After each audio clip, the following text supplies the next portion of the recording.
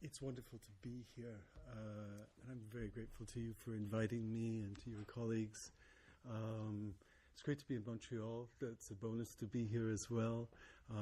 I have a double bonus. I get to visit my former student and now your colleague, Eugene Deary, so it's nice all around. I will start off with a brief apology that I am a unilingual. It's my great regret in life that I never properly picked up French. If it's any kind of mitigation, I force both of my children into French immersion, and they are now making up for the backwardness of their father. One of them is now studying at McGill and doing a minor in French. I wish she could be here to perform properly. I think she'd do a competent job, but I will have to stay in English. I apologize. I regret it. But anyway, what I'd like to do is, basically, as I think Christine was just saying to you, if I followed enough, is I'm working on this book that's kind of it's really a sort of advance, as you probably gather. A lot of my own work has been in the history of philosophy. I've been quite interested in the history of the free will problem, the history of theories of moral responsibility, particularly in relation to Hume. And in some sense, the theory, I've also simultaneously been working on that in relation to what you probably all would recognize as broadly Strawsonian themes, P.F. Strawson's freedom and resentment, and the way that's worked into the contemporary literature and the overlapping relationship between them.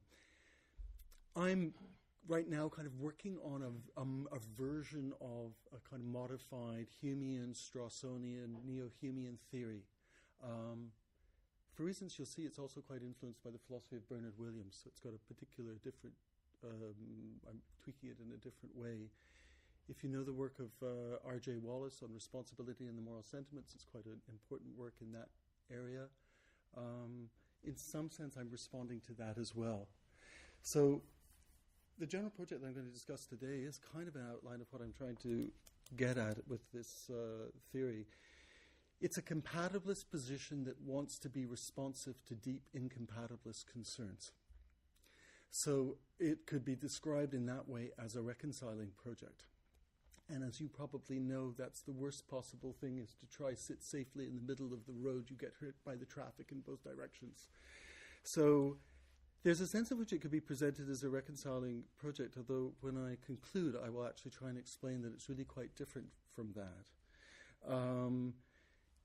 The framework that I want to be concerned with is a framework that sort of operates between, as it were, distinguishing quite carefully between issues of skepticism and pessimism. So I want to start off talking about that and talking about the sort of general understanding of that relationship in the free will literature. I'm going to call the particular compatibilist position I'm trying to explain or develop critical compatibilism, and I will try to explain to you what the key components of that are and what it comes to. But the crucial idea here, if this just sort of gets us all on track, is it's going to be, as it were, a form of compatibilism that licenses a kind of pessimism, but not a kind of pessimism that is rooted in skepticism about freedom and responsibility. So how I'd like to start off is talking a little bit about metaphysical attitudes and the free will problem. One of the things that makes Strawson's paper, P.F. Strawson's paper, really interesting is he introduces this language of optimism and pessimism, if you remember this.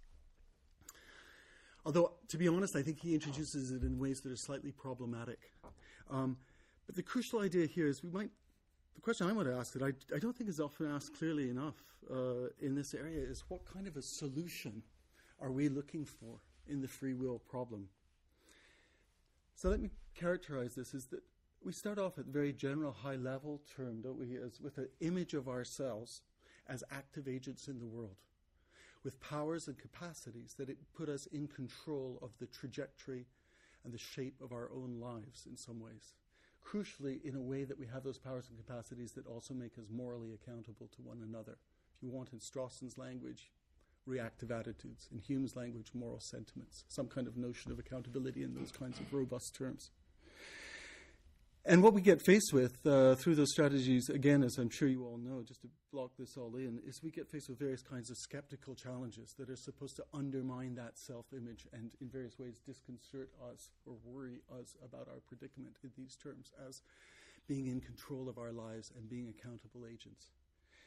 So the classical version of that goes right back to worries about God and foreknowledge and predetermination, but the modern version of that is through science and worries about causal determination, that sort of thing.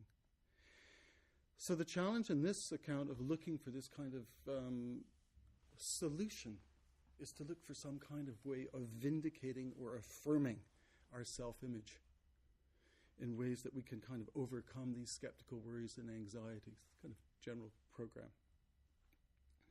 So, as it were, on this account, the skeptical, non-skeptical divide, skeptical, anti-skeptical divide sort of maps onto the pessimist versus optimist split. So, just in the same way as you get similar worries, with the great triumvirate of God, the immortality of the soul, free will. If there is no God, then deep pessimism is licensed. You can channel your inner Woody Allen here if you want. Worry about the bleakness of human existence unless we can vindicate God. Same for the soul, and we get debates about that, about to what extent we can vindicate our own optimism in terms of these fundamental metaphysical commitments. In the case of free will, so the idea here is roughly that skepticism about that self-image licenses or lends itself to some kind of pessimism. And similarly, the refutation of skepticism or discrediting skepticism will vindicate some kind of optimism about ourselves. So, again, if you don't mind, I'm just kind of referencing literature, and some of this might be quite familiar to most of you, but if you've read Daniel Dennett's Elbow Room, which is kind of seminal work now, very influential work, he's a perfect case study of this. If you remember the way he starts off with in Elbow Room is that kind of very vivid set of examples of bugbears and bogeymen, where he gives you what he calls intuition pumps. And they're supposed to be things that worry us. If determinism is true, it's just like being in jail.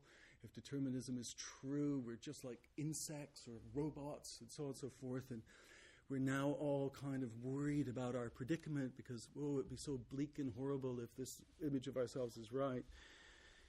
So what is it Dennett calls this? He calls this the gloom leaders, I think. So he's there to kind of give us a kind of philosophical psychotherapy, to lift the gloom and get us out of our funk and our despair that, as you know from Dennett, is basically caused by misleading philosophical analogies. It's a philosopher's problem. So the idea there is that, as with Dennett, I think he calls it a kind of modest optimism. And that's what he sees the anti-skeptical strategy he's on about trying to achieve. So the flip side of that is another kind of skeptic thinks, no, there really is something worrying to be concerned about here. And that licenses genuine pessimism. And again, just think of, it doesn't have to be a compatibilist point of view as you get in Dennett. It can be, you can get it as you get with Kane. Kane worries that if he can't vindicate libertarian metaphysics, we really have something to be worried about, something to distress us about our predicament. He thinks it matters to vindicate libertarian metaphysics because it matters from not just the point theoretically, but it matters because it is a worry about the threat of pessimism that's implied by that kind of skepticism about genuine free will as he sees it. So, again, just to sort of map in the areas and the alternatives there are here is something that sort of changed. Those are the orthodox strategies, right? You pursue skepticism, you get the skeptical, then the pessimist threat. You try to refute skepticism, you can vindicate optimism. But now we have a kind of more interesting, more lively debate because you get people who are kind of changing the dynamic. And one very interesting person here is Dirk Pereboom's work, his development of what he calls hard incompatibilism, or actually he now sometimes calls optimistic skepticism. Dirk is not alone in this now. There are other people like Bruce Waller who are pursuing this line to some extent, Thomas Summers, people of that sort, which is skepticism isn't such a threat after all. It's not so bleak and awful. In fact, it's really got a kind of optimistic upside. So there's not this simple orthodox linkage between skepticism and pessimism and anti-skepticism and optimism. Dirk and people like him are skeptics who are optimists. You even get that a little bit, frankly, all the way back to someone like B.F. Skinner. So the third, if you want, there's the orthodox strategies, there's the hard incompatibilist strategies, and then you've got something like the sort of straight traditional skeptical strategy, which is you've got a kind of basis for skepticism, and that is really a basis for pessimism. And the people you might think of there is It's a little bit hard to pin down for reasons I will explain later on. But you get people like, say, Galen Strawson in The Impossibility of Moral Responsibility. Galen is, I think, a little bit evasive about exactly what he wants to be committed to, but there is certainly an aspect of him where he sees this as having, we have, as he puts it, a true or real conception of what freedom and responsibility are supposed to come to. They are impossible, and though in that sense, something that's a very natural self-image can't be vindicated, and that is disconcerting. Again, just a little bit of a lineage here. If you know Saul Smolanski, he's got his stuff on illusionism. Saul thinks there really is a genuine skeptical threat, subject to certain kinds of qualifications, but he kind of nuances this. He says it's, in fact, the skeptical threat is so worrying for Saul, it's a bit like the issue of God, that you can't let ordinary people know that we don't really have this genuine, robust freedom and responsibility. That would be bad for everybody. This is a bit like government house ethics, if you want. So we have to keep them entertained with the illusion that they have genuine, robust free will, because it would be so awful if the cat was out of the bag. That's Saul's view. So there really is still this kind of strong intuition that there is some kind of linkage between skepticism that really can't be defeated and something that's really deeply worrying, of a kind of metaphysical attitude of pessimism. What I'm going to argue or suggest is that in various ways, all of these sort of major, that's really the, if you want, the kind of topography of the major positions or options. I'm going to argue that all of them are in various different but overlapping ways guilty of evasion, what I'll call evasion. And the evasion is not really just a theoretical evasion, but it's an evasion about really being truthful about the human predicament in certain kinds of important ways. And now, if I can, the way I want to approach that is through, if you don't mind, this quick survey of the history of free will, is through a paper that I think is, I know it's a paper Eugene and I have discussed a number of times, important paper by Thomas Nagel, Moral Luck, hugely influential paper. And what really Nagel does is he sort of presents in that paper what looks like or could be read as a kind of powerful statement of the skeptical challenge, although as you probably know, he doesn't actually embrace the skeptical position, which makes his paper particularly interesting. But he's worried about the core relationship between freedom and responsibility. And the moral luck challenge really is a core statement of what that worry is about. And as Nagel presents it, as I'm sure, again, most of you know, it's got to do with the relationship between control and moral evaluation. And roughly, it's what Nagel calls the condition of control, that intuitively, people can only be held responsible or reasonably fairly morally evaluated, praised or blamed for what they're in control of. If you don't control it, how can you be intuitively justly praised or blamed for something? If you don't mind, just to quickly review it, just so we're all up to speed on this, is, he discusses the various modes of moral luck. Quite relevant here, because it's really relevant to where I'm going. So one very important part, really kind of cuts right to the core of the worry about the free will problem, is what he calls constitutive luck. So the kind of motivations, the kind of character, the kind of dispositions we've got are themselves conditioned by factors that we're not in control of. So even when you have agents who have, as it were, agential capacities of various sorts, they're fundamental capacities of those kinds, and I'll say more about this in a second, are themselves conditioned by background factors that they're not in control of. So the kind of person I am, fundamentally, my capacities and temperament aren't something that are made. If you want, there's a kind of, contrary to someone like Dennett, we're not self-made selves. On the contrary, at the end of the day, ultimately, we're not self-made selves at all. It slips away from us. The other forms that he's concerned with, another particularly important form, is what he calls circumstantial luck. So that's the idea that, quite independent of the worries about constitutive luck, the kinds of predicaments and problems we find ourselves in which we have to make choices and decisions for which we will be morally evaluated, or we're prima facie targets for moral evaluation, are things that we're not actually in control of ourselves. So he gives several examples. You maybe remember, he gives the example of someone who might be born in Germany in the 1920s, 1930s. The parents may immigrate to Argentina. They're taken away from a situation where they're then, if they had stayed in Germany, they might have been asked to get involved in the Nazi Party or the German army and been doing all kinds of awful things, which they would be praised or blamed for. But it's just a matter of luck. in the sense that they don't control the circumstances in which they will actually be confronted with particular kinds of concrete moral problems that will then come to reflect the way they are actually evaluated. So you're evaluated in ways that are sensitive to factors you're not in control of, which seems intuitively unjust. We're just caught up in our circumstances. And I take it those are sort of meant to be powerful examples, but what makes them particularly powerful is that they're salient, but it's true of all of us, even our mundane, boring, hopefully less intense moral lives. There are also other kinds. There's consequential luck. So consequential luck is where we act and we do things.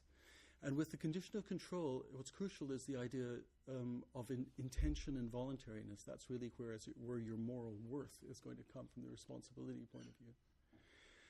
But the problem when we act as agents, again, as we all know, is that we do things that have ramifications or consequences that we may not intend or be in control of at all. So, again, Nagel's quite famous examples. Someone's driving. You're maybe driving recklessly, maybe slightly drunk. You might have the good or bad luck of there may be a child there, or there may just be a garbage can. You hit a garbage can, it's bad news. You might get ticketed or whatever. You hit a child and you kill a child, you've done something of much more dramatic and serious moral consequences. Nagel also sort of puts it out on a grander theme. You project a revolution. I think he describes the Decembrists in Russia in the 1720s. They have a failed revolution. They're accountable for the fact that it's a failure. They're not in control of the circumstances, but we hold them accountable in terms of we're sensitive to the kinds of consequences, one way or the other, that occur. So what you can see what he's doing is he's got, as he describes it later on, there's this kind of shrinking area of agency that seems to be collapsing under kind of reflective scrutiny. So at the very end, all that you've got left, as he puts it, is what he calls antecedent luck. It's kind of like you're left with the final little bit of Kantian pure will. And the problem with that is even at that level, under reflective pressure, the will itself is subject to antecedent causal conditions, which the agent is not in control of. So it's really, as it were, a kind of ultimate version of constitutive luck. Even your will is subject to these external conditioning causes that you're not in control of. And it's kind of poof. All of a sudden, the real agent is gone. There's nobody left. So there looks like there's no kind of suitable ontological or metaphysical foundation for moral evaluation, freedom and responsibility as we really understand it. Now, I think what makes Nagel's paper an incredibly powerful, a number of things, but what makes it really interesting paper, a challenging paper, is the easy solution would be just say, oh, well, there's our skeptical problem. But Nagel's much more interesting than that. He holds, as you probably know, he holds off from that, and he says, what we've got here is, as it were, we've got a problem, but it's really a problem that, as he sees it, is recalcitrant to any solution, including the skeptical solution.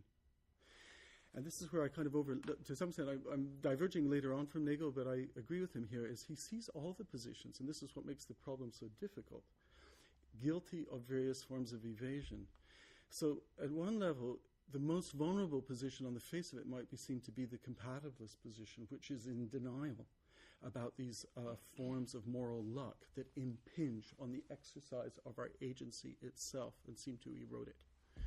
That side looks fairly straightforward. It just looks like it's insensitive or trying to bracket these deeper worries about the sourcehood and ultimacy of our agency and the way it operates. But the libertarian is evasive on this kind of, Nagel, as you know, is pretty compressed, but on this compressed Nagel analysis is evasive in a different way. John Fisher calls this kind of metaphysical megalomania.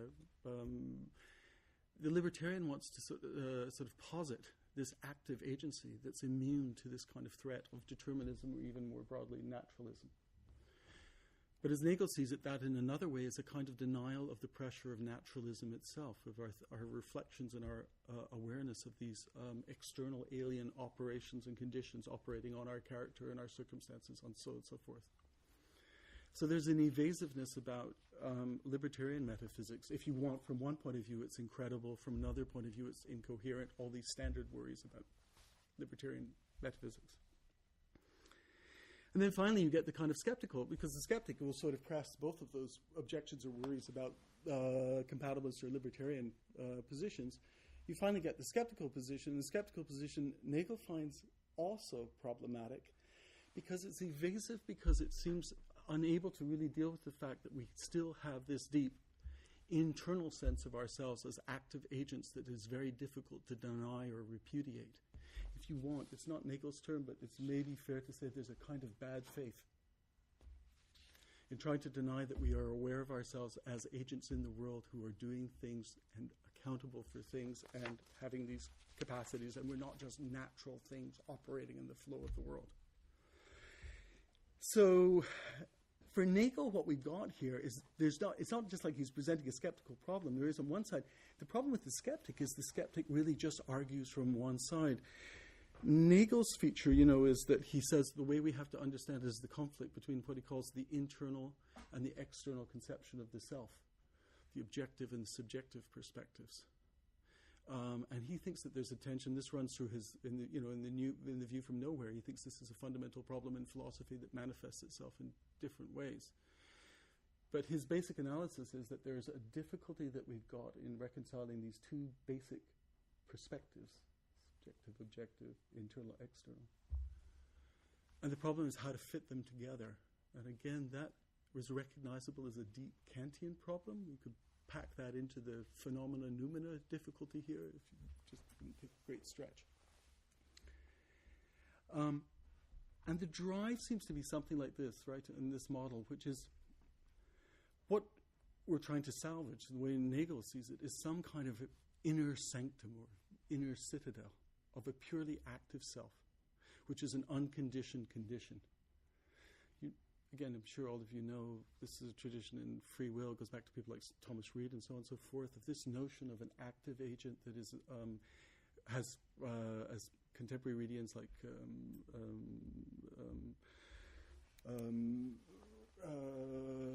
Richard Taylor and people of that sort, Roderick Chisholm, have said a kind of godlike set of powers.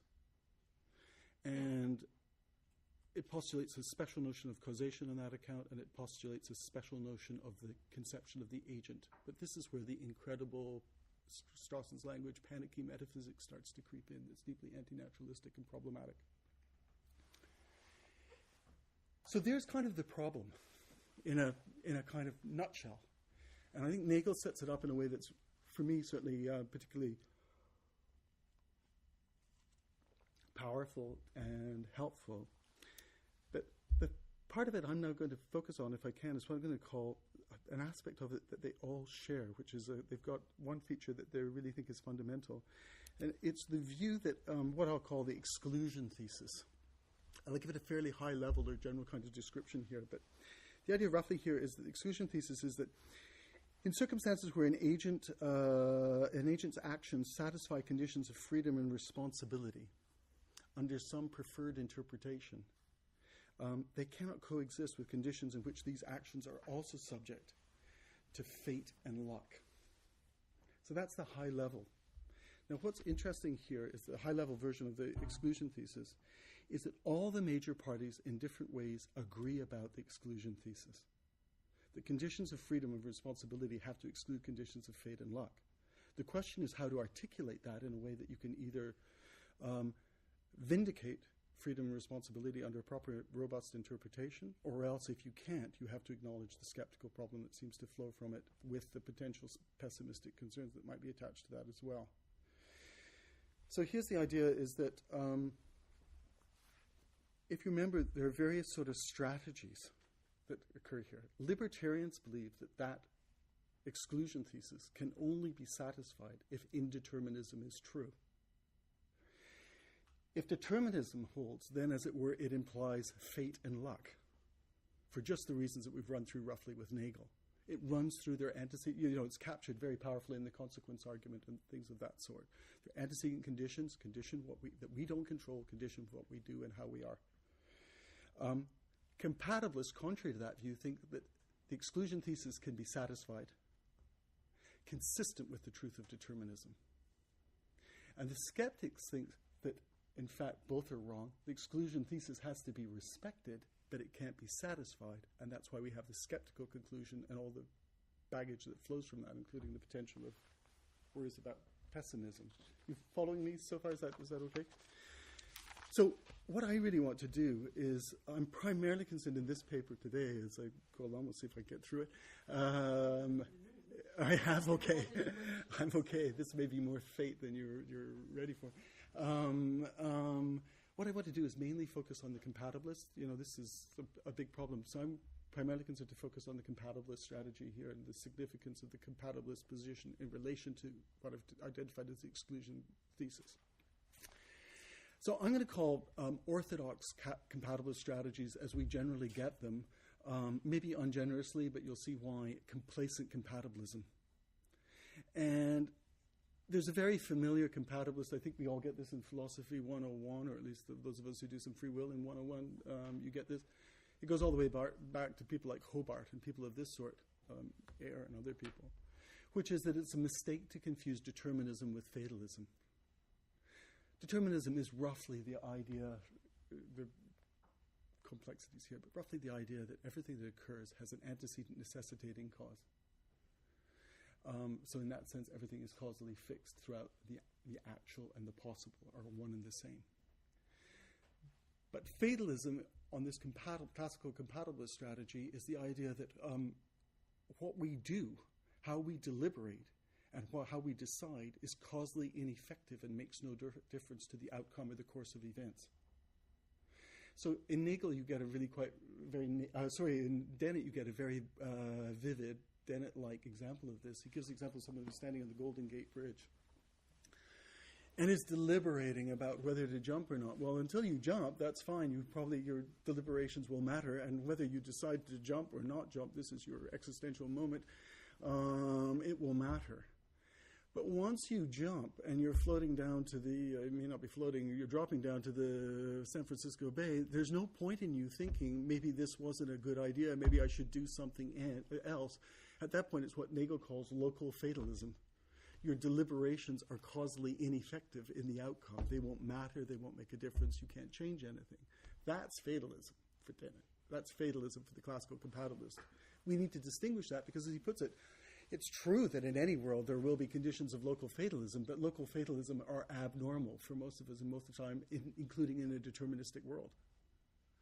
So that's the distinction. I'm going to call that contributory fatalism. It's a particular conception of what fate is about. It matters.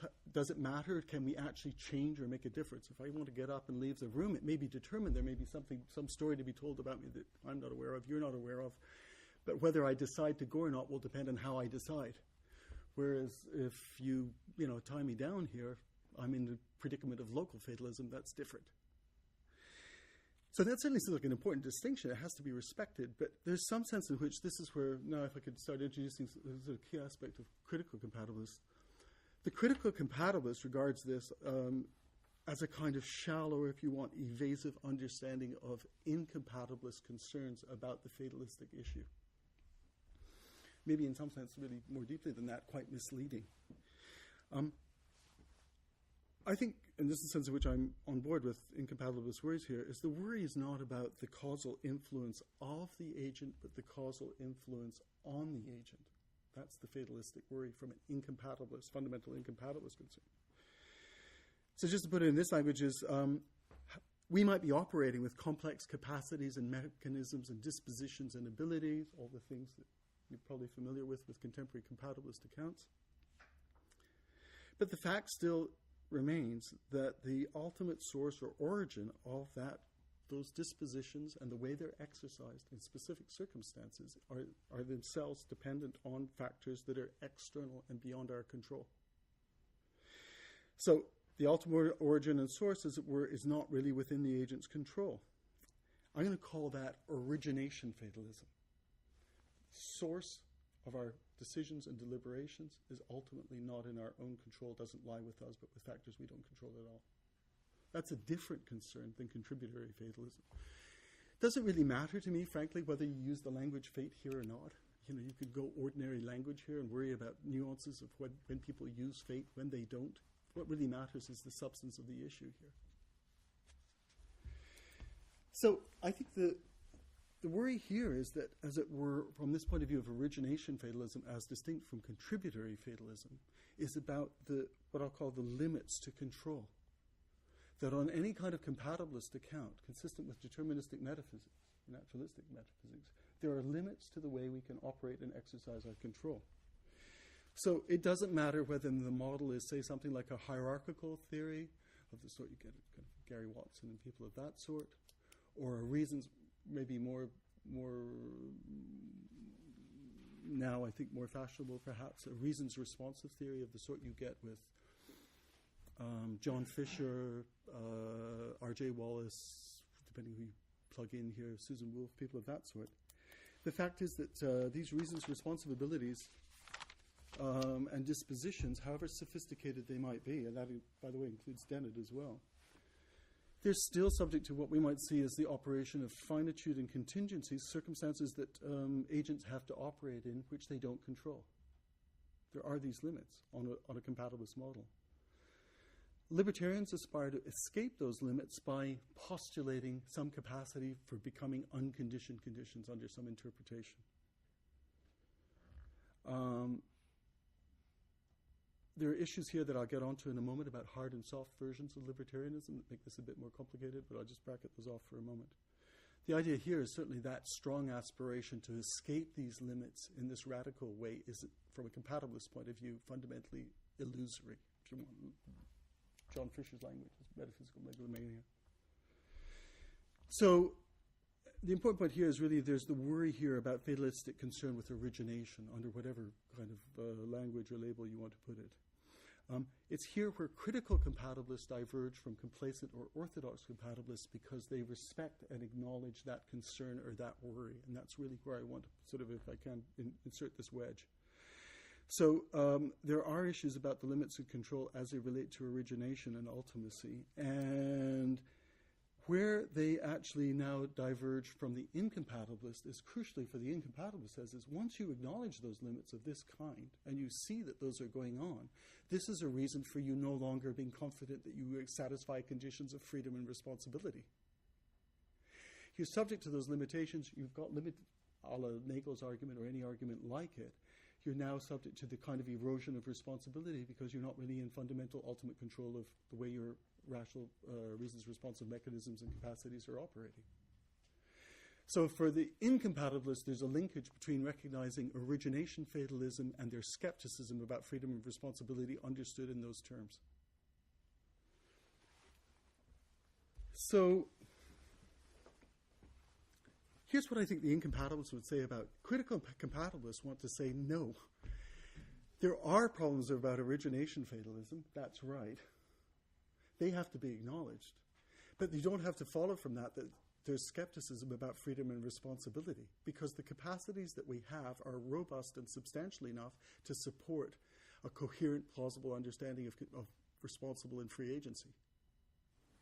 Now, I think there's a kind of reply that the incompatibilist is going to say that this is basically a kind of unacceptable or unstable effort. This is the effort where I want to go, this direction. And I think the first thing they're going to say is there's a linkage between worries of fate and luck here. This is certainly present in Nagel. The idea here is that if conditions of origination fatalism hold, then it is also true that there are conditions in which the background conditions that an agent lacks control of, these antecedent conditions that are influencing the way they actually exercise their capacities for freedom and responsibility, such that they're now subject to luck, a lack of control over factors that will influence the way they're morally evaluated or held responsible. Following me? So you can't, as it were, acknowledge fate without acknowledging that we're subject to moral luck, as Nagel understands it. They come together. And if it's intuitively unjust and inappropriate to hold people responsible for what they just are subject to luck on, where they lack control over those factors that are shaping the way their agency is exercised, then, as it were, where there are circumstances of fate like that, they erode conditions of responsibility, and you can't have your cake and eat it too. You can't, as it were, acknowledge origination fatalism, but then say, but that's okay, I'm not going to be a skeptic about freedom and responsibility. So they come, according to this incompatibilist line, critical compatibilism is an effort to have it both ways, but it's not going to work. It's unstable. Again, as you know, sort of it's a compatibilist tradition to try and deflate this worry about luck. And just again, because Dennett is particularly helpful and vivid here, he tries to deflate the luck objection by saying it's not true that we're merely lucky on this account. Even everything I might say, Dennett might say, we're not 100% self-creators, if you recognize this language in Dennett's Algorithm. But as Dennett emphasizes, we're skilled self-controllers. We have these capacities to anticipate where our interests are, to anticipate the variables, to see the epistemic options that we have, and to control and protect our interests. As you know, all through his work, he tries to explain these various capacities and how they work and how we become operative, sophisticated rational self-controllers under this interpretation. So on his account, as it were, it remains true that we have these capacities for rational self-control, and you can plug in Fisher and Revisa and all these other people as modes of this as well. All of that's true with the fact that we're not 100% self-creators, according to them. But again, I just want to say here that to just come back to, I think, a sensitive incompatibilism, or in this case, a critical compatibilism, the worry about this, and this is maybe true of Dennett in general, is it's a plausible response up to a point, but in a way it kind of goes tone deaf to the deep incompatibilist concern here because the limits remain, right? So let me just run through the kind of limits that's still there, even on this sophisticated reasons responsive account, whichever take Dennett or whoever's version you take.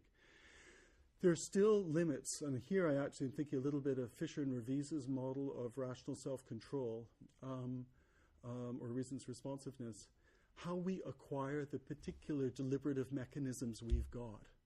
It's their language of having dispositional mechanisms under some interpretation. We don't choose the kinds of deliberative capacities we've got, as it were. There's a story to be told about what they are. We might have some minimal input into fine-tuning them and molding them, but at the end, from an ultimacy point of view, we don't have final control over that. Crucially, we don't have control, whatever the origins of those capacities might be, we don't have control over the way they're actually exercised, what I'll call exercise control. There's a story to be, you've got the capacity, you've got the disposition, but there's some story to be told about why they operate one way rather than another. And in the final analysis, there's a causal story to be told about that runs out of the control of the agent. And then the third level of this, all of which still remains, this is really just a kind of version of Nagel coming back to haunt this account, is you still got a problem about circumstantial situations, which even if you've got these sophisticated, robust reasons responsive mechanisms, and they are exercised one way or the other, although, as I say, you don't have ultimate control of the way they are exercised, even though they may be exercised this way or that way. You don't have control over the occasions in which they're triggered or brought into play. And those might vary, as we saw, in terms of circumstantial luck, considerably. So in all those respects, those limits to rational self-control are still operative and still present. And that's what's actually pressing the incompatibilist concern and pressing the critical compatibilist concern as well. So there's acquisition, exercise, and occasion. All of those are fundamental limits. So the fact remains on this account, even although we may be skilled self-controllers and rational agents in that way, we're still vulnerable to the play of luck and fate.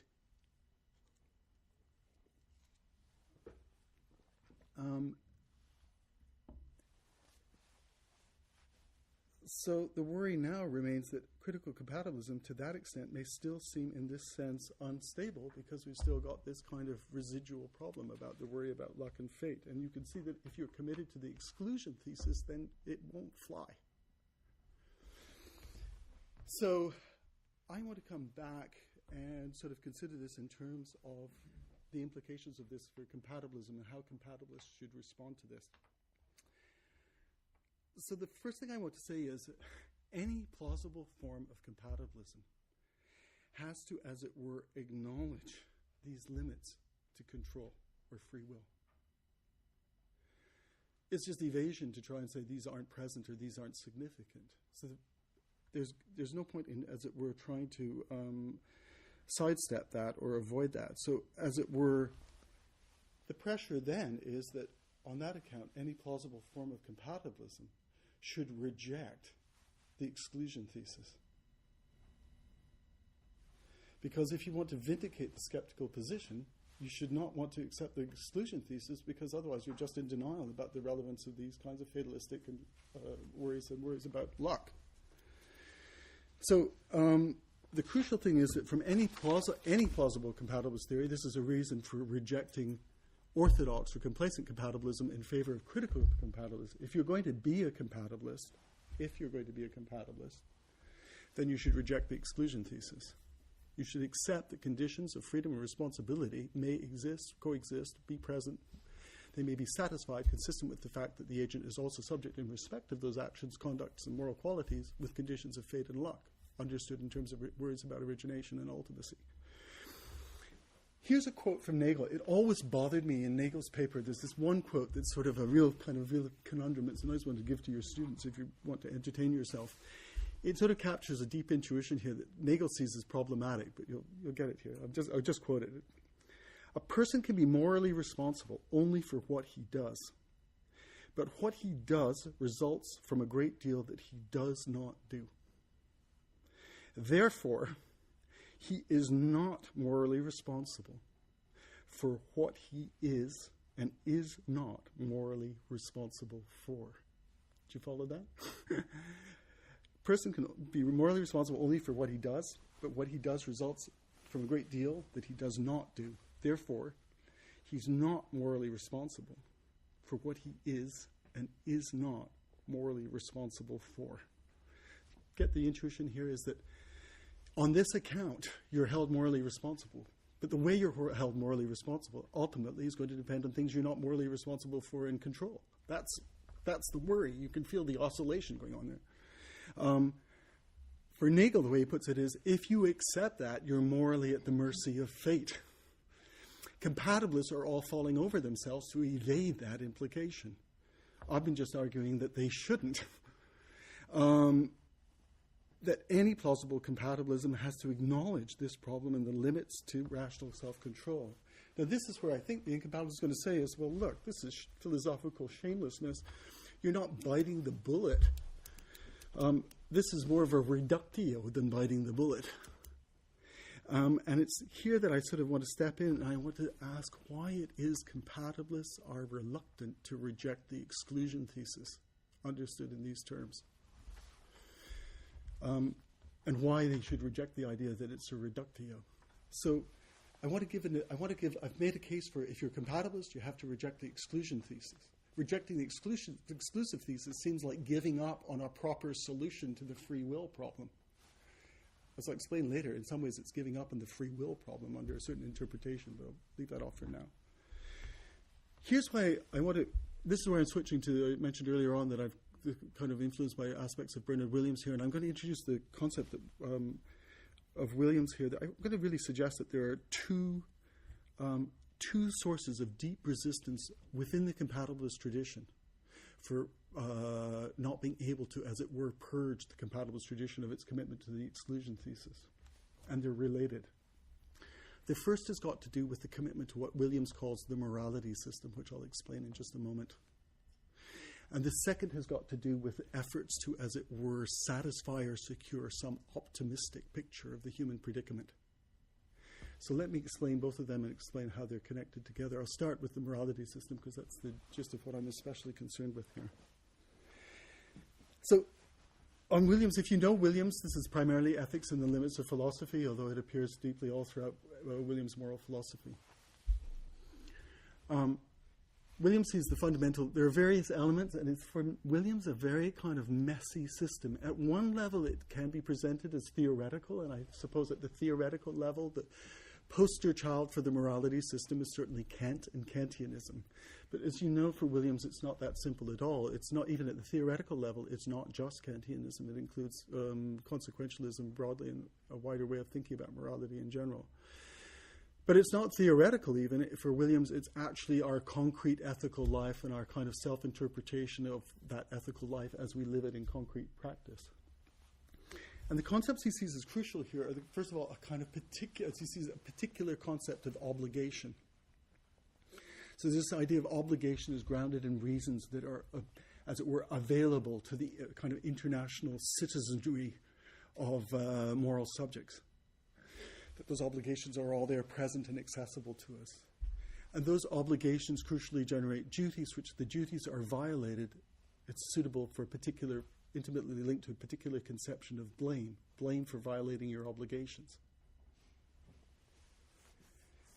And again, the other crucial, if you want the three really crucial features for Williams here, are voluntariness. You've got to have, as it were, what's crucial is that when you violate your duties or your obligations and you can be blamed, it's because you're doing so intentionally and involuntarily. So there's a linkage to it. If you want, it's a somewhat legalistic conception of morality itself. What we're responsible for is what we're in control of. What we're in control of is whether we act according to the moral reasons that are present to us, and when we don't act according to those moral reasons, we can be blamed. That blame is deep. You have desert, and with desert you get retribution, and you get the whole morality system package. Now, as you probably know, there are other aspects for Williams, things about moral conflicts and moral dilemmas, and in the theoretical level, there's a worry about reductionism and simplification. I'm not going to worry about those. I'm really concerned with that core group of the morality system. Because what's really linked to that core idea of those, if you want that trio of obligation, blame, voluntariness set, that really constitutes the heart of the morality system on Williams' account, is related to that, is that, as it were, there's got to be an account of transcending luck. Because we have these commitments, we can transcend luck. You get this in Nagel in a very clear way. And it insulates us from the influence of moral luck. We're in control in those relevant ways, and that's what we can be held accountable for. So you cannot have morality infused with worries about luck where we lose control, or else it's corrupting of morality itself according to the requirements or constraints of the morality system. So on Williams' pictures, he writes quite a bit about the issue of moral luck. We have an idea of morality as being a kind of zone that's luck and fate free. Other aspects of life aren't like that, for better or worse. But morality has to be insulated from fate and luck. That's what the morality system requires. And if that can't be done, then real, genuine morality, capital M morality, can't be saved. So within that, you can make perfect sense of libertarian, to go back to free will problem, you can make sense of libertarian aspirations, because that's precisely what libertarians aspire to satisfy. Those requirements of the morality system as providing a kind of luck-free zone for moral agency. And that's what Nagel is trying to secure, or try to figure out how we can get it consistent with a kind of naturalistic self-interpretation. For compatibilists, the orthodox compatibilist is trying to satisfy those requirements of the morality system as well. This is sometimes more tacit than explicit, but interestingly, the best case where it's absolutely explicit is R.J. Wallace's Responsibility in the Moral Sentiments, if you know this work. Very important work. And Wallace just says he is kind of a Kantian who builds his Kantian theory of moral agency, if you know it, onto a Straussonian, my view, Humean theory of holding people responsible. So for Wallace, what he wants to say is we can satisfy these requirements of the morality system, which Wallace is committed to, in a way that we can show that agents aren't subject to luck and fate in all the relevant ways, and we can satisfy the requirements of the morality system. If we can't do that, we can't really vindicate robust, real responsibility. The skeptic steps in here as well, and you can plug in your favorite skeptic. I mean, Galen Strawson would perhaps be the most obvious here. Although many others come to mind, Bruce Waller, more recently, all kinds of people. The skeptics can argue, look, you've got to, as it were, respect the requirements of the morality system here. They can't be satisfied. Therefore, we can't sustain our conception of ourselves as morally free, responsible agents in the way that we presuppose. That's precisely what the skeptic is saying. So in Galen Strawson's language, we've got a notion of real or true freedom and responsibility, if you remember the impossibility piece. You can give an ersatz, shallow, feeble, compatibilist account of what freedom and responsibility is going to be, but that's not the real thing, right? Galen Strawson talks about this as true freedom and moral responsibility. And that's got to be one that, as it were, if you remember the basic argument, we've got to be radical self-creators. Causi sui, or whatever. But that's impossible. Ergo, real freedom and responsibility is impossible. You can have your compatibilist stuff, but that's not what we're concerned about. We're concerned about the real stuff. The real stuff, or true freedom and moral responsibility, turns out to be what the morality system requires, namely an area that's free of fate and luck. So, on this account, what's crucial is the compatibilist position is, you can fit all this back together a little bit, is it's driven into the situation that now what we have to do is we've got to try and, as it were, live up to that standard of what has to be a solution to the problem, if you're following me. The worry is that particular conception, as even the proponents of the morality system like R.J. Wallace acknowledge, is that it's a local Western conception, particularly a kind of Platonic Christian conception of what responsibility and freedom come to. So it's contested even within our own culture. It's a contested version, much less in relation to other cultures. Now, again, if I can, just quickly, I hope I don't end up taking the 2 hours here. I better move on a little bit fast. The second dimension, so that's the resistance here is if you're committed to saving the morality system, then you're going to be worried about the exclusion thesis because the exclusion thesis is absolutely core to sticking with the requirements of the morality system itself, as I've described it. But I think related to this, there's another side here, which is if you get, why worry about getting rid of the exclusion thesis in the morality system? Well, one reason is that it gets rid of a certain kind of, makes it impossible to vindicate a certain kind of optimism. Namely that when you get rid of the exclusion thesis and you now have morality, as it were, infused in the way we've described with concerns about the lack of ultimacy and sourcehood, issues of fate and luck start to, as it were, get meshed in with the exercise and operation of our capacities for agency themselves. Then you get, as it were, a kind of different mode of pessimistic concern. It's not a pessimism that's grounded on skepticism, since per hypothesi we're rejecting that. What you've got is a pessimism that our operation of our being free and responsible agents is itself confronted with. It doesn't elude, it has to confront or deal with the operation of conditions of fate and luck operating in the same way. So I'm going to call that free will pessimism as distinct from free will skepticism. Free will pessimism is not skepticism. It's based on the fact that skepticism isn't true. We're pessimistic about the fact that we are free, responsible agents. And in being free and responsible, we're also subject, in the way I've just described, to conditions of fate and luck. Acquisition, exercise, occasion, all these modes. So, in this sense, all the other parties of that account are actually, all the traditional parties, from a critical compatibilist point of view, are guilty of various modes of evasion, wanting to deny this. The source of this is their commitment to the exclusion thesis and the apparatus of the morality system, and their effort to vindicate some kind of optimism, or, as with the skeptic, being unable to vindicate their optimism, they become skeptics about freedom and responsibility itself, and then have, as it were, from this point of view, a distorted conception of the source of their pessimism. Now, I'm kind of running out of room here, so I'm going to drop a section. My concern is really with the trajectory of the compatibilist position. I hope I'm making it fairly clear where the main lines are here. There's a section I've got here on why, because one response to this might be, well, back to the incompatibilist response might be, well, this is just a reductio of the compatibilist situation. All it shows is, incompatibilists might say to me is, well, this is very nicely argued, and thank you. That's all we incompatibilists wanted to show. You've just made a nice case for it.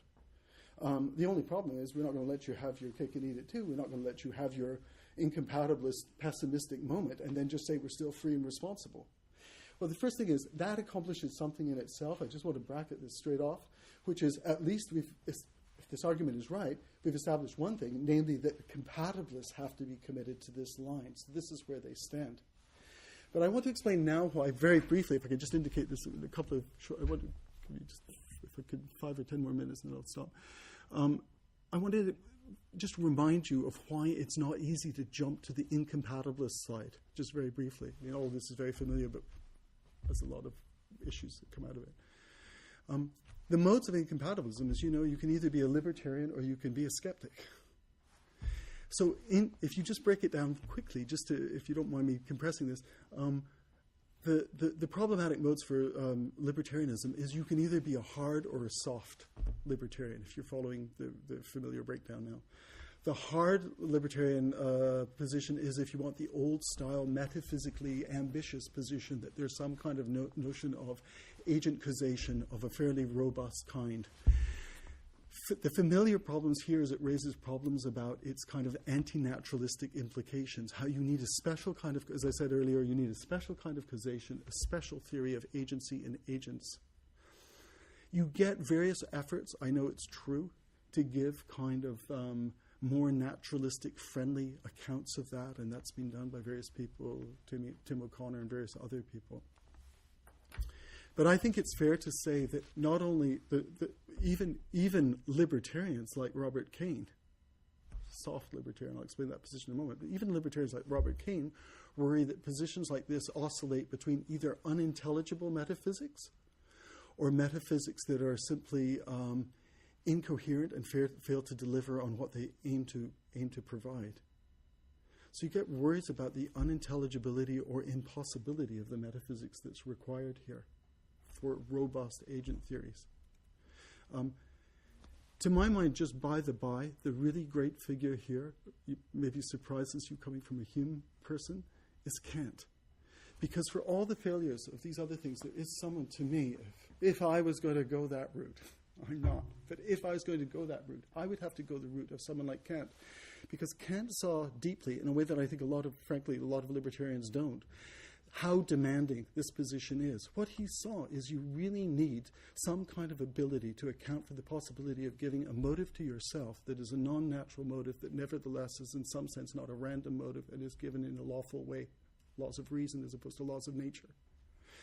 For Kant, as you know, that really meant the requirements of the fundamental distinction between noumena and phenomena, but he understood that. If you want, he bit that bullet and saw the importance of that, because if you try to truncate that into a naturalistic metaphysics, you're really not being able to give the kind of fundamental, ultimate freedom, the radical freedom that's required. And of course, with Kant, the difficulty is how do you put this Humpty Dumpty back together again? You've got to split. That's, in some sense, really Nagel's problem reappearing in another way. So there is a big problem if you go that way, and the other way to go is really just spooky soul stuff.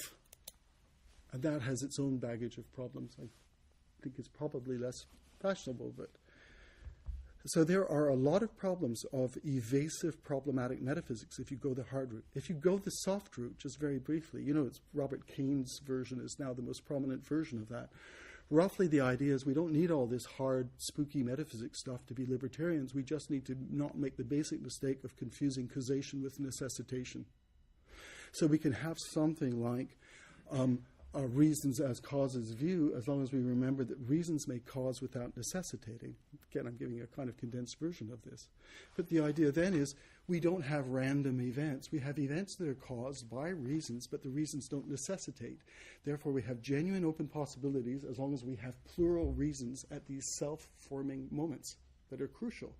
If we don't have self-forming moments where there are multiple plural options, we never have genuine alternatives that satisfy conditions of freedom. And again, if you don't mind me just saying, the worry here is that the metaphysics actually just runs into, shockingly, into some of the same problems that you get in compatibilist accounts. I think this is now fairly familiar. You get worries about luck. The contrastive question operates here. Why does one reason move as another doesn't? If you replayed the tape, it would work the other way. As you know, Kane tries to deal with this with a kind of second-level group of efforts, which are also causes but not necessitating causes. And it, to my mind, I think to the mind of many people, including people who are sympathetic, it just replicates the problem. It doesn't deal with the problem, and the luck problem reappears. Interestingly, the exclusion thesis becomes a problem again for libertarian metaphysics. So now, why not go with skepticism? Well, the skeptic just says, yeah, you're right. This is just all a mess. The compatibilists are a mess. You can't satisfy the exclusion thesis. You can't give up on it either. Libertarians are all a mess, soft or hard. It doesn't work either way. We're trapped, we're trapped, we're trapped. Skepticism. Well, the problem with skepticism is, just as I said to you before, is that there's a price to be paid. And this goes back to Nagel, which is it's evasive about the fact that we genuinely see that we have capacities of a very robust and significant substantial type that make us aware of being agents, being accountable, being distinguished in a significant way from other parts of nature, and being able to operate in ways that make that all intelligible. My view is that, just very briefly, the reasons responsive view is not by itself adequate. It needs to be more substantially integrated with a theory of moral sentiments and moral emotions, but that's a separate issue. But you can give more and more detail to the moral psychology that's involved here. So there's a kind of, as I say, bad faith about the skeptical position, which sort of wants to treat this as if we'll just walk away from all of this because we can't really satisfy the exclusion thesis. All this other stuff doesn't matter. But there's a kind of bizarre denial about our predicament here. So I say this just to say, you can either say, look, if you're going to be a compatibilist, you better be a critical compatibilist for the reasons I explained. If you see that as a reductio, then you better go one of these incompatibilist routes. But as I'm explaining, I think you're going to have problems if you don't think it's an easy route, as we all know with incompatibilism.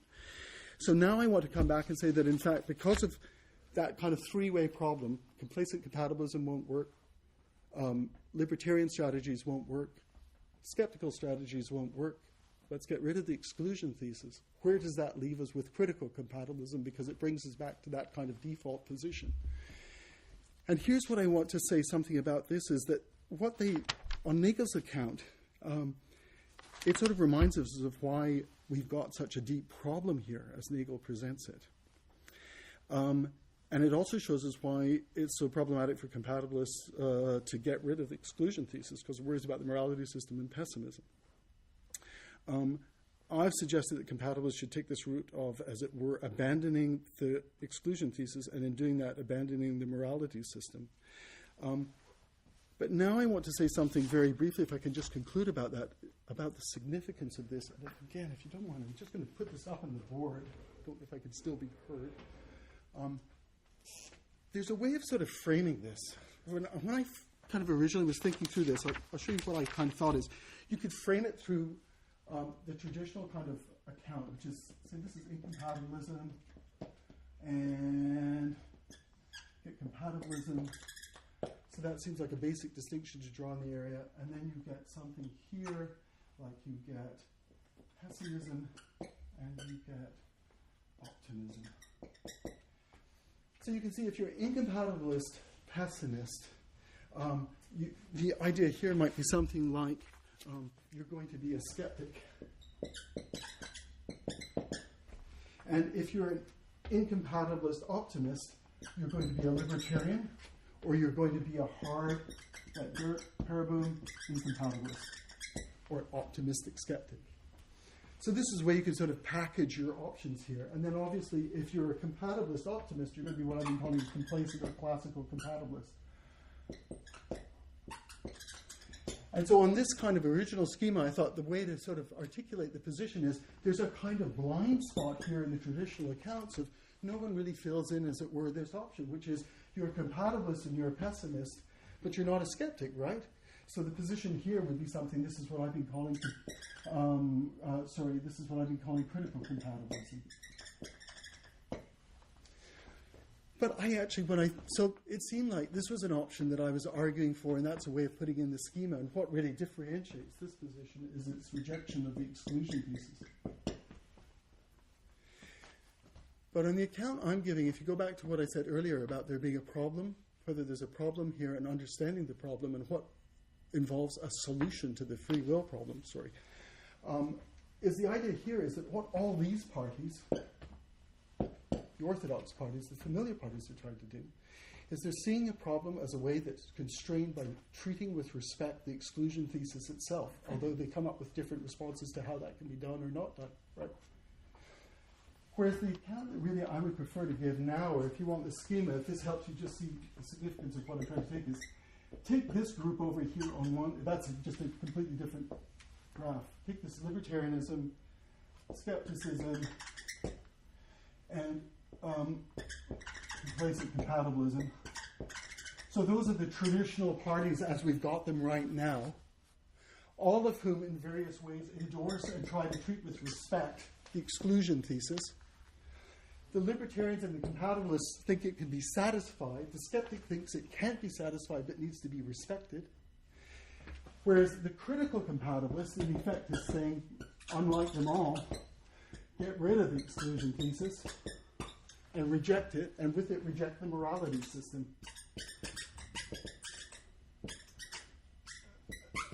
Sorry, this is awful. I know.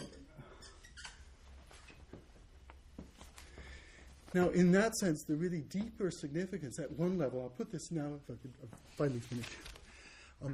Two things. At the theoretical level, my view is that what's important about the critical compatibilist view is that the free will problem is generated by the requirements of the morality system and its commitment to the exclusion thesis.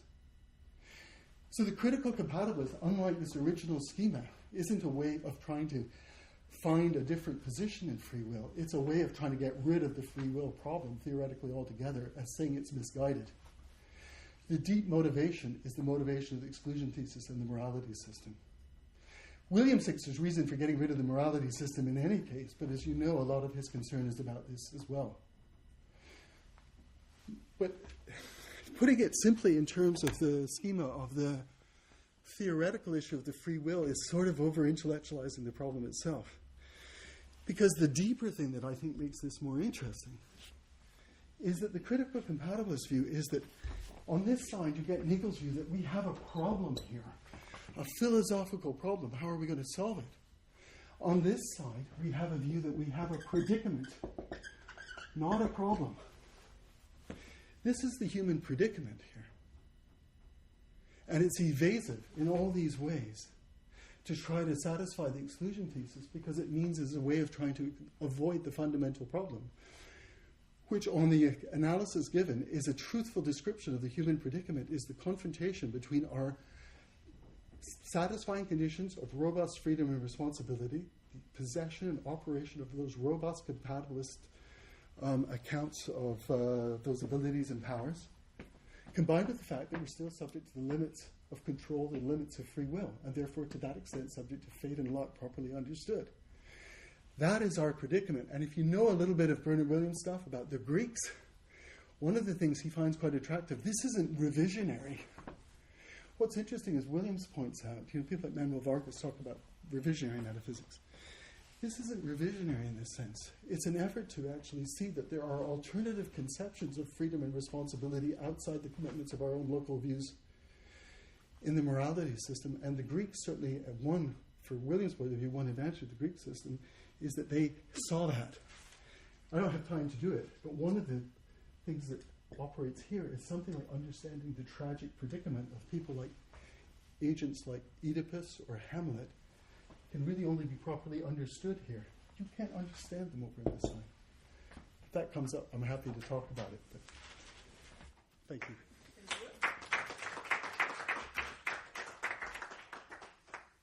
So,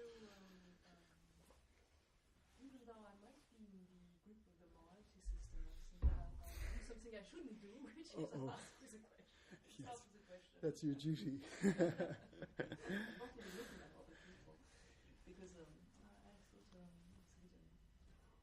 I'd like to know. My impression was that rejecting the inclusion, this condition is just, in a sense, going for compatibilism. So that's, I think, something that you address in the section you haven't read, but I found it difficult not to. The more you went on with your presentation, I said, no, that's not correct. I mean, ET shouldn't. It's when you adopt that, that's just going for compatibilism because you reject the idea that moral luck excludes responsibility and free will. So just to make sure I understand, so is this right, Christine? We've got a system with compatibilists on the orthodox account, Dennett-like, whatever, all these people, aspire to show that we have robust capacities for freedom and responsibility, such that they operate in a way that is still free of fatalism. Because, say, in Dennett, he thinks, because fatalism for Dennett is contributory fatalism, There's no real fate, right? So on the account I give, I want to say, I'm rejecting that, correct? Yeah, but you could say to those people, you're not doing the right thing as a compatibilist. That's really. So my worry is that you're assuming what you want to. We have free will because we reject this exclusion condition. So that was the worry. Assuming what you really want to. I think I understand what the concern is. Let me see if I can address it. When I said that this is where the incompatibilist is going to say, and I think this is just a version of maybe your concern, which is, but surely this is a reductio. Right, exactly. When you went over that section, that's what exactly. Well, let me put it two ways, just to re-emphasize that. One is, this is my incompatibilist side where I will join with you in this, is if the requirement is that the exclusion thesis be satisfied, then indeed it is kind of, as it were, a reductio of the compatibilist position, although it's significant enough to go through it and show that if you're a compatibilist, you are going to have to confront this and recognize this. So as it were, speaking from the inside of the compatibilist system myself, I want to say that this is something that compatibilists really have to deal with. It is, in my language, evasion not to deal with this. And if you have incompatibilist intuitions, you're going to feel the grip of that. So to that extent, we're sort of together. That's the incompatibilist-friendly side of critical compatibilism, and I am totally on board with that. I think there's a kind of tone deafness to really kind of quite advanced compatibilist work. So it's blatant in Dennett, but it's tacit in there, even in other kinds of compatibilists that are related to that. So I'm sympathetic to that. I don't want to suggest that I don't understand that. Having said that, now actually I kind of want to flip that aside, which is, while it's true that there's a tone deafness within the commitment, which is that if you really believe that morality has this requirement, that there has to be, as it were, a protection of genuine agency, of a requirement, of the kind that's required for freedom and responsibility, then of course you're going to hit the buffers there. But I mean, that is problematic because then for the reasons I just sketched, it's not like it's an easy alternative on either of the basic alternatives on the incompatibilist model. As it were, you still have your own problems, if I can put it that way, speaking to the incompatibilist side. Which is that's why for Nagel there's really an insoluble recalcitrant problem here. So it's not like there's an easy way out anyway. But if I can come back, Christine, because I'm sensitive to what you say about this, but surely this is just a kind of covering your ears and making noises, not wanting to hear, and just saying, oh, now we're going to go ahead and declare ourselves free and responsible anyway.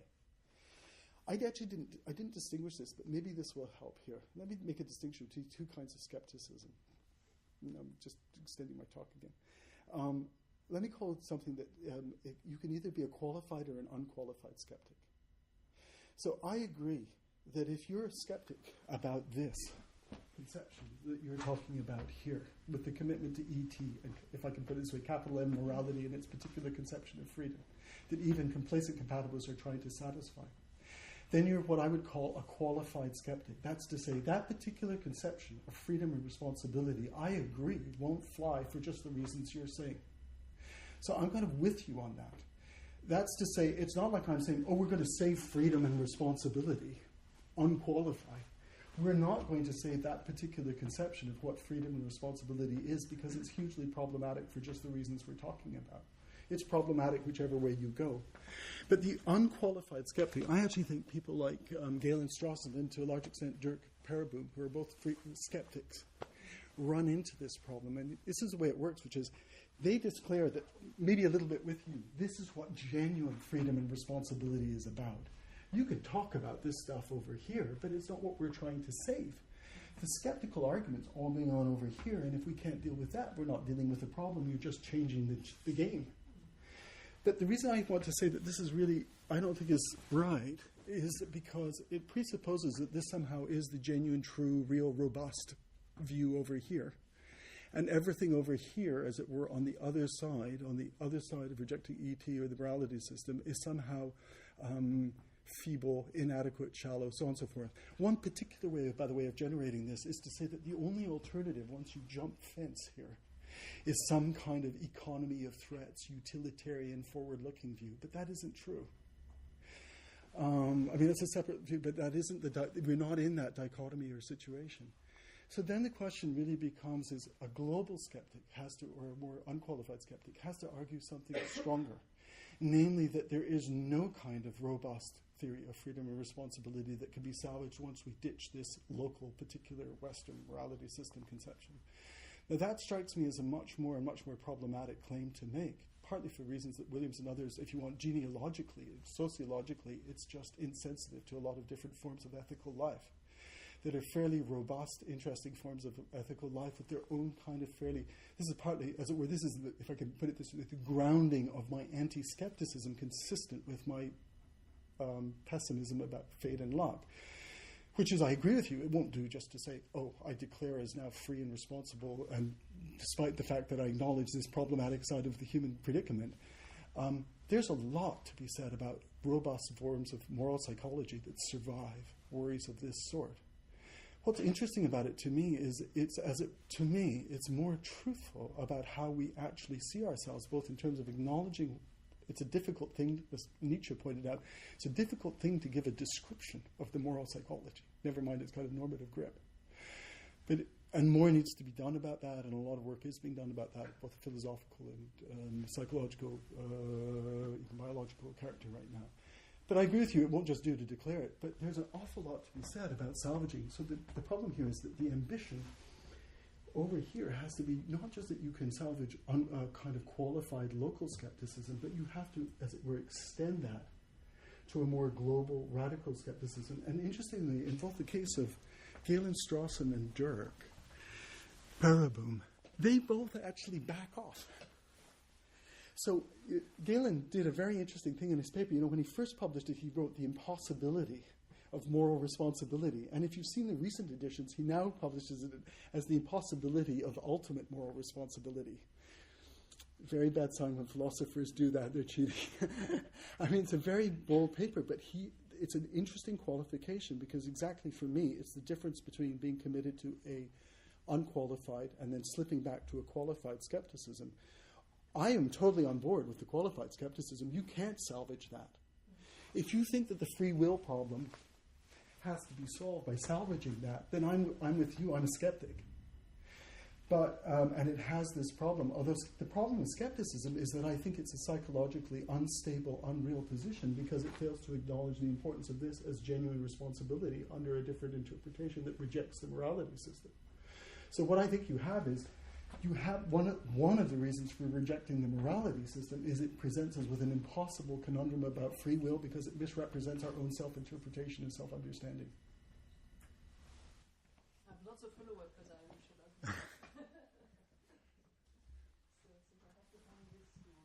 I'm not sure if I'm even allowed to ask a question, but I'll ask one anyway. So I was really glad that you did said something at the end about how you want to try and distinguish yourself from Manuel Vargas, because I think I'd pressed you on this before that there seems to be some similarity between your views. But then something that you said in response to Christine confused me about the way in which you want to distinguish yourself from Vargas. So there are two things. I mean, first of all, underlying what you're saying about what the robust notion of responsibility and freedom that these three traditional camps are trying to salvage or address at least, is an idea that, first of all, this is the self-conception we have, okay? Now, Vargas will talk about that more in terms of a descriptive and a prescriptive question. Right. Is that actually an accurate description of what people, in fact, tend to believe? And of course, his view then is, in fact, that it is. He agrees with you on that. But then he says, look, if that's the case, then our prescriptive or normative theorizing, where I just mean normative theorizing as in how the theorizing ought to go about free will, departs from what the descriptive facts about people's heads happens to be. Now, when you said that, so, I mean, that's a question, an open question that, of course, experimental philosophers will address. Is that, in fact, a correct descriptive analysis of what's going on in people's heads? But let's even grant that it is. I'm not seeing any longer what the difference is between yourself and Vargas, clearly, in a sense, because you're granting, in a way, that along with Vargas, I take it, although the ways in which you put it are different. That's what our self-conception is, our robust self-conception, or in his terms, that's the descriptive fact about what's going on in our heads.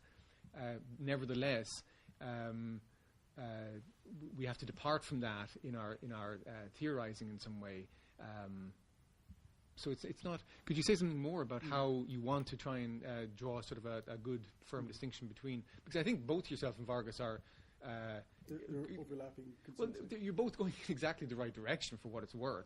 I think you're both emphasising that the compatibilists have traditionally been sort of tone deaf to what seem to be legitimate concerns and what I happen to think are the descriptive facts in some respects about people's heads. But I just want to see how you think or want to firmly sort of distinguish your view from his. Yeah, that's helpful, Eugene. Let me say, I mean, it's a big question, and let me do my best by it. I mean, I quite agree that in some sense, you might sort of say, well, there's a kind of revisionism going on here if the default position of our perspective, the our or we here is a matter of, properly identifying who we are, is the morality system. But I have quite a bit to say about that, because I do find Manuel's distinction between, as it were, the prescriptive and the diagnostic aspects, or as he sees it, descriptive and prescriptive aspects. It's useful. But this is a very quick response to Manuel's schema or program. I mean, truthfully, I think that maybe contrary to some of the implications in Manuel's account, this is the historian on me of this side, is that most compatibilists have been, as it were, revisionists anyway, in a default position. You get this quite strongly in Hume. Hume's quite under no illusion, especially in Hobbes, that we may have all kinds of deluded, misconceived views and self-interpretations, and they're about cleaning it up. So I don't really truthfully see revisionism as a kind of radical new slant or approach, although it's a useful schema for understanding how we might confuse quite different problems of describing what we're committing to, ordinary language-like, and analysis-like. It raises some parallel problems in meta-ethics. It's one thing to say what the analysis of the language would be. It's another thing to say what the right approach or prescriptive view should be. And that, I think, goes deep in the compatibilist situation all the way back, Hobbes, Hume, all those people. So revisionism is sort of a little bit part of the compatibilist program altogether, because it's coming out of a background of problematic metaphysics and problematic metaphysical commitments that were constantly changing and evolving, especially as we naturalize our own self-interpretation. But they're kind of so that's one, if you want, that's a kind of historical or genealogical observation that revisionism is part of the whole trajectory of this debate anyway. And another way of putting that is that the concepts, the crucial concepts themselves are, from my point of view, it's now I'm showing my age again, but what used to be called an essentially contested concept. The idea that there are these sort of stable Platonic ordinary language concepts for us to kind of descriptively describe, and then we bring them over to see if they match onto the world, or we need to clean them up and change them, strikes me as kind of false to the messiness of the field. So the description, as it were, the distinction is helpful, but it's also, I think, oversimplifies the messiness of the descriptive program itself. That partly relates to the whole notion of who the we are, because we may not be as a kind of, and I think Williams points this out himself in relation to the morality system, that even we Western locals, insofar as we're comfortable identifying under that, have kind of fragmented, disjointed, inconsistent set of commitments in relation to the morality system itself, because we have a lot of baggage that doesn't actually fit in to what might be the dominant kind of theoretical or practical self-interpretation. So from the descriptive point of view, actually, I don't think it is true, and this is where I probably do diverge from Manuel, that in fact one of the problems with the morality system, as Williams insists, is that it distorts our own ethical lives as we actually lead it and interpret it from the inside anyway, because it's messier than that. We're constantly trying to simplify it and contort it into these requirements, but they don't really fit.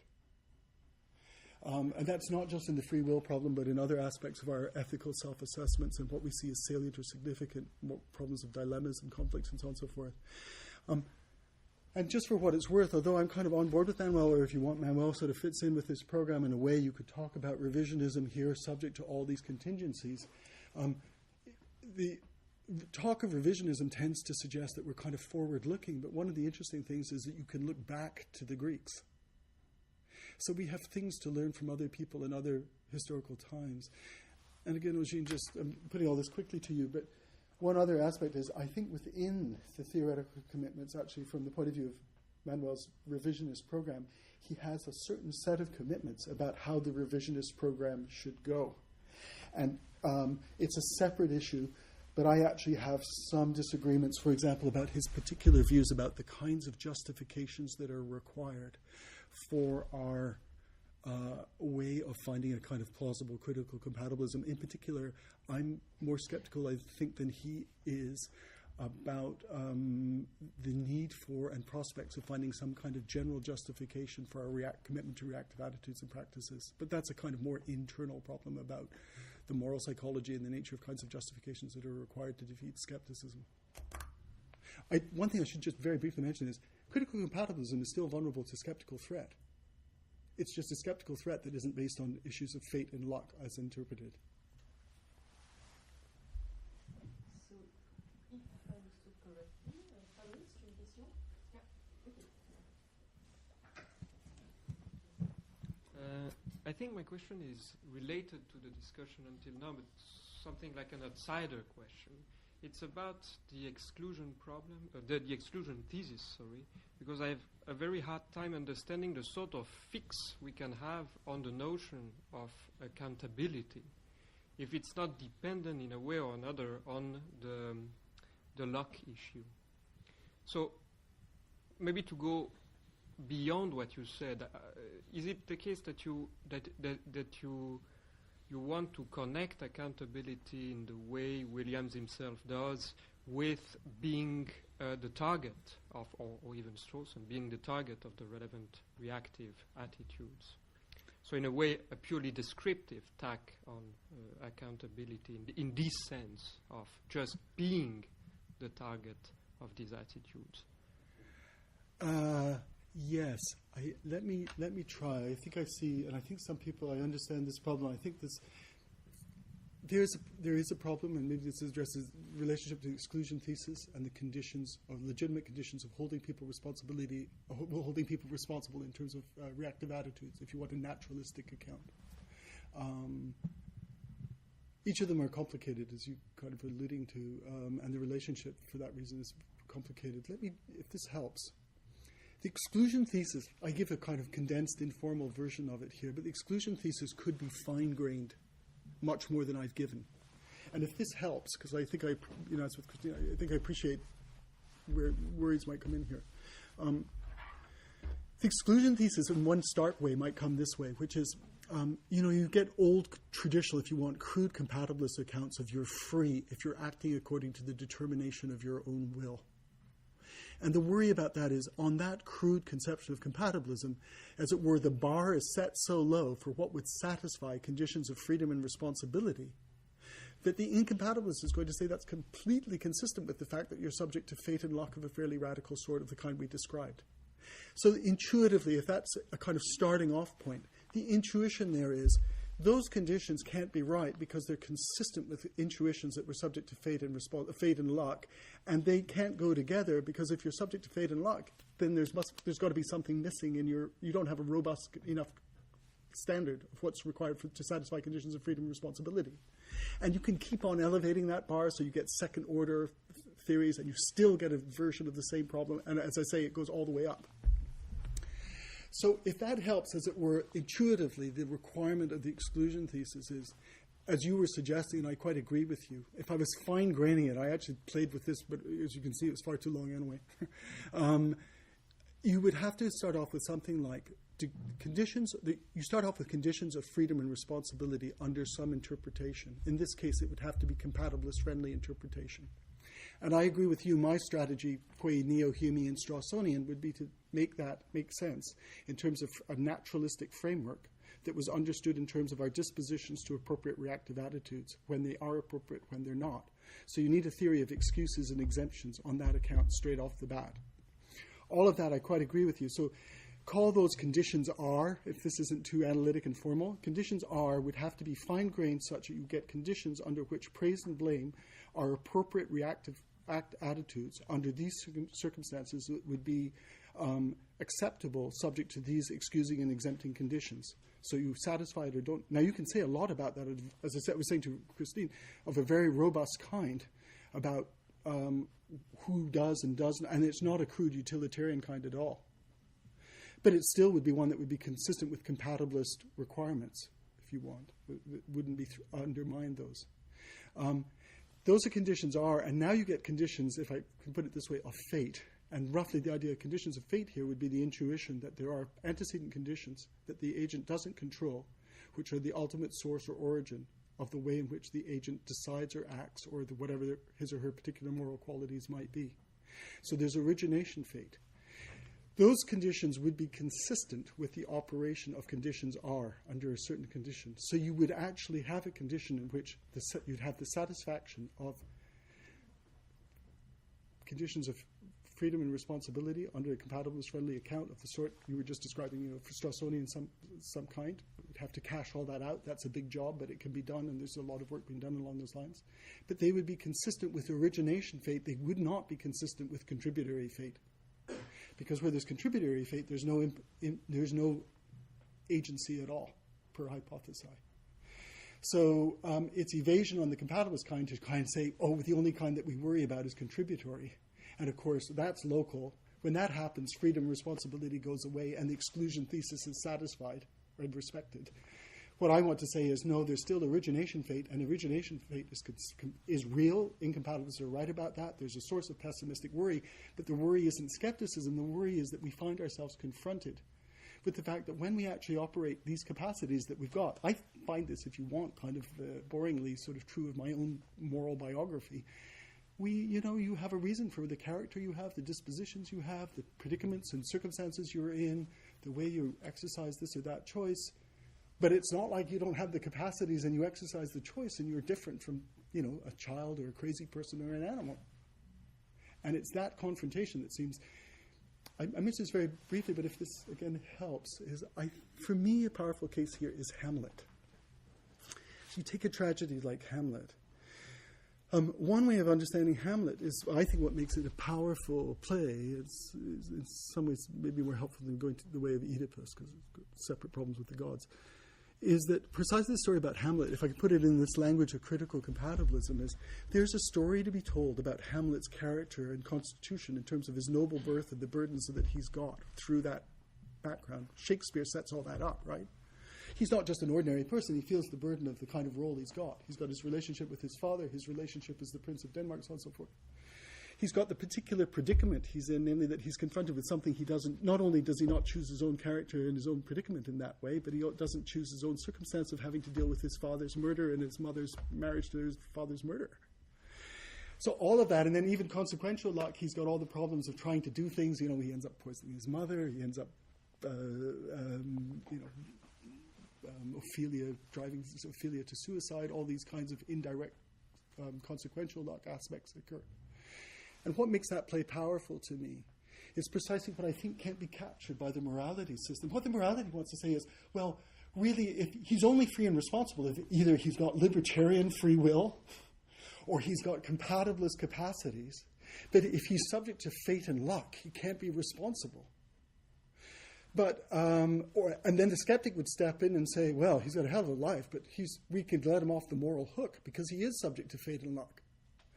The critical compatibilist wants to say what really makes that play powerful and can't be captured by this schema at all is it's not just, if I can put it this way, the particular content of his problem, but the form of his problem, of his agency, is that he is an agent who is free and responsible and is super aware of that. He's in this kind of existential dilemmas and anxieties all the time. But he's also aware that the way he's going to have to deal with those problems of being a free, responsible agent is not of his own making. He's subject to luck and fate. I think critical compatibilists can capture that because they reject the exclusion thesis, but the morality system and the exclusion thesis make it almost unintelligible to see what his real problem is with respect to agency rather than contingencies of his problem.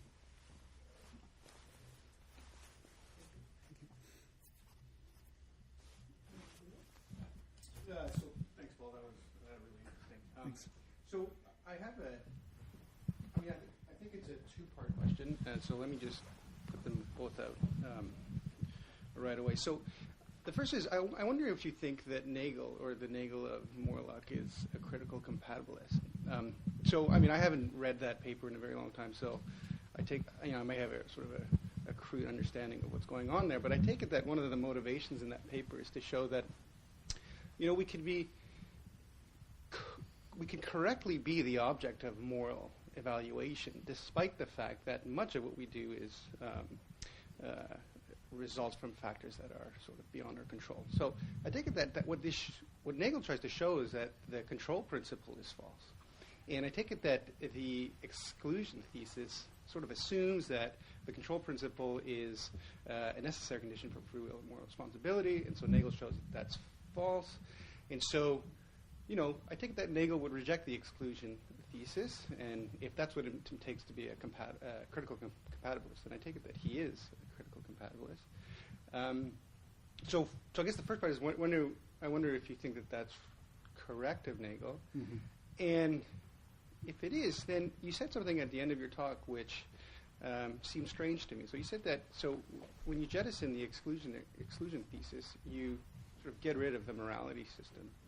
And I guess I wonder if you could say a little bit more about that, because maybe I just don't understand what you mean by the morality system, but it doesn't seem to me that Nagel would sort of be happy with that, right? Right. Here's my take, if this helps. This is kind of Nagel exegesis, but I think I'm with you in this, that Nagel goes, this is why I use Nagel as a kind of wedge into this, is that Nagel really sets up this problem. And he's much more interesting than either the compatibilists or the skeptics for this reason. He is a Kantian in his deep orientation, right? And in that sense, the morality system really speaks to Nagel's kind of overall ethical view. The thing I really admire about Nagel is he's an honest Kantian. He really wants to confront the problems that are there. But he really, this is my take on him, in Morlock and elsewhere, he cannot go the way of compatibilism because he really is not comfortable with that, and he really will not, as it were, accept the rejection of the exclusion thesis, because he, maybe a little bit in the spirit of Christine's original question, he really would find the position I'm trying to carve out here, critical compatibilist position that I've carved out, as really a way of abandoning morality as it should be properly understood, namely the morality system. So I think Nagel, if I could put it this way, is one of William's targets when he's criticizing the morality system and its requirements. What makes Nagel quite powerful is he sees how difficult a challenge it is to maintain the metaphysical or ontological requirements of the morality system itself. In this sense, he really is on board, I think, with the best in that Kantian tradition, including Kant himself. So roughly, if this helps, my answer to this would be is I do see Nagel as wanting to salvage the exclusion thesis, not seeing how it could be done, not being satisfied, I think rightly, with any complacent compatibilist. I think I'm totally on board with that, and my answer to Christine as well, on board with that rejection of complacent compatibilism, which I agree is shallow. This is my closet incompatibilist view. And Nagel is all the way there, but he won't buy into any easy libertarian metaphysics either, because he is, if you want, respectful of the kinds of pressures of naturalism itself and what that requires of us.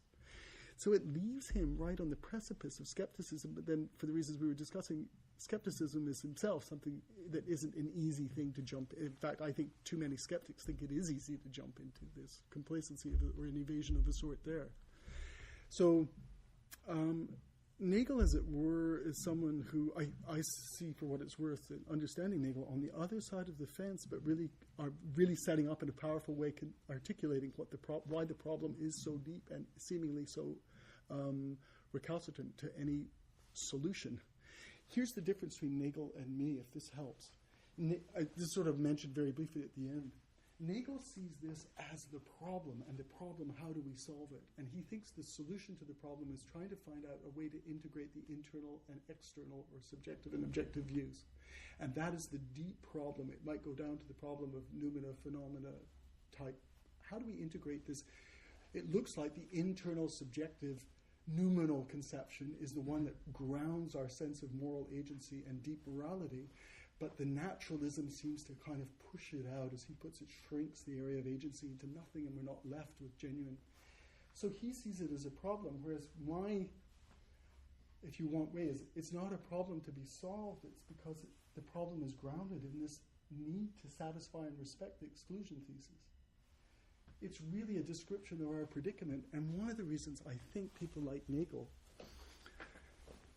find it disturbing is that, for the reasons I said, is it's not just the theoretical issue that it gets rid of the morality system, but that it does imply a kind of pessimism about the human predicament that some philosophers, I think, are very deeply resistant to.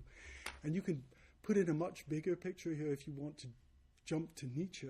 You know, there's a distinction between, you might say, the Dionysian and the Apollonian views. And roughly on that picture, the Dionysian view is that the human predicament is not one that's particularly happy and friendly and conducive to rationality in an ordered world. And the Apollonian one that comes through Plato all the way through the Christian tradition is one that we can really, in particular, reconcile our ethical being to an ordered, structured reality. Roughly the idea, just as there's our laws of nature, there are moral laws, and there's a harmony and a hierarchy.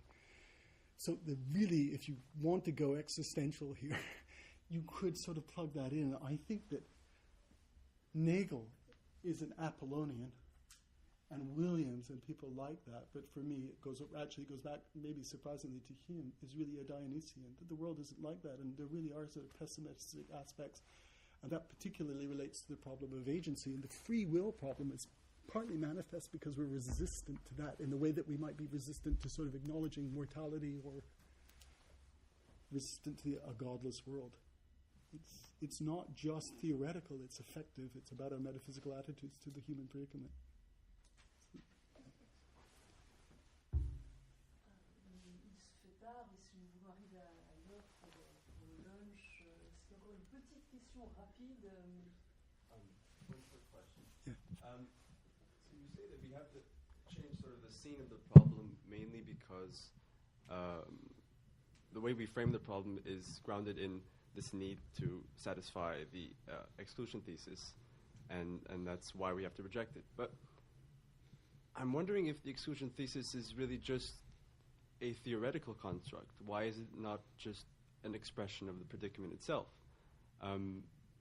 Point of the being in fate, if you want, is that we want to make the practical claim that there is still a difference between the things we do and the things that happen to us, or the things that depend upon luck.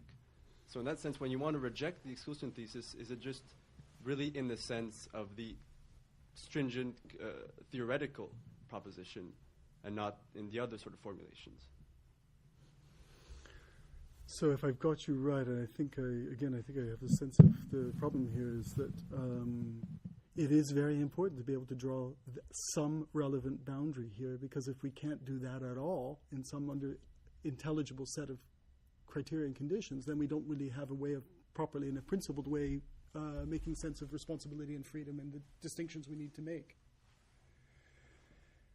So if I've got you right, don't we need some kind of an analog to the exclusion thesis here to make sense of that? And I think that's an important, interesting question. If I can sort of address that, in some very general sense, I think that's true. So you need to be able to draw those distinctions. Now, here's the way it works, which is one way the compatibilists have done this is they try to do it in a way that sort of, as it were, pares down what the relevant concerns about luck and fate are, such that they don't impinge on the distinctions we want to make. If you're following me, that's like roughly Dennett's line. We say, this is what, if it's like a definitional stop argument, this is what fate really is. Not this other stuff. It's contributory fate.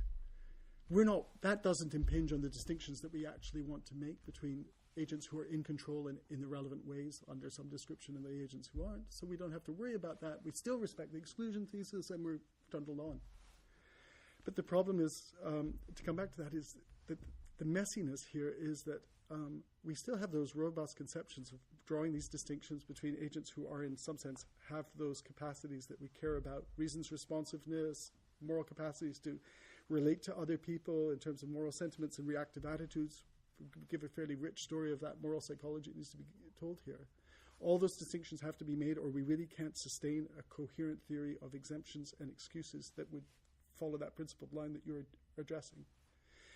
But still, when you draw those distinctions, you still have conceptions of fate in terms of origination that survive those distinctions. And that's where the messiness comes in, that the incompatibilist is saying, on those compatibilist conceptions of what those distinctions are, you can draw this distinction that the compatibilist is giving, and you can still have persisting worries and concerns about in the same actions, the same moral qualities are subject to conditions of fate and luck under the particular interpretation of origination and lack of control over antecedent conditions that make us sensitive to how we'll be morally evaluated. So then the question now becomes, well, what's the relationship between those compatibilist distinctions that are absolutely necessary and the exclusion thesis that, as it were, is liberally enough addressed that it's sensitive to genuine, legitimate, incompatibilist concerns about origination, fate, and luck? And so the idea I want to say here is that if you draw that more liberal conception of what the exclusion thesis should be about, and it's really a kind of just evasion to deny that those concerns are there for all the reasons we're talking about, the problem is that the distinctions that do matter for drawing and saving freedom and responsibility, and I agree with you, are quite essential, can be drawn at a fairly sophisticated level within compatibilist requirements. But you still have exclusion thesis worries that can't be satisfied. And if you try to, as it were, maintain the integrity of the exclusion thesis, as it were, then you can't maintain that distinction that the compatibilist distinctions give you. So the right thing to do here is to say that the exclusion thesis on this account, on the critical compatibilist account, agreeing with you, it's crucial on any adequate account of freedom and responsibility to be able to draw principal distinctions about the boundaries of agency under some interpretation of exemptions and excuses. So you need a sophisticated theory. Strawson and others, Wallace helps. But what you can't do is, as it were, just be blind by drawing a very low conception of what fate and luck is about. You have to be sensitive to these other concerns, and so, as it were, you really can't respect the exclusion thesis under that broader interpretation. It has to be rejected in order to maintain that. And so the pessimism then is not the pessimism that's based on thought of, oh, we're not really genuinely responsible. We are really genuinely responsible, not in terms of this local conception, but in terms of fairly robust, sophisticated conceptions. But we are genuinely responsible. But the particular problem we have, maybe like the Hamlet case, is the problem we have is that we then realize that although we are in possession of these capacities, the ones that you and I and everybody else here shares right now, and we're able to operate and recognize and distinguish ourselves from other kinds of individuals who don't fit into our moral community, we're also aware, on reflection, for all these reasons, that we're under pressures of fate and luck. And so unfortunately, I'm not Hamlet, and unfortunately, and I don't have his particular package of problems and issues. But I've got my own, as I say, I don't have the content of problems, but I've got the form of problems that I'm still subject to the old conditions, the same old conditions that impinge on the way I possess certain capacities, the way I exercise them, and the occasions that they've been produced for me. So the fate and luck is part of my, not just part of my predicament, but part of my ethical predicament. Thank you then.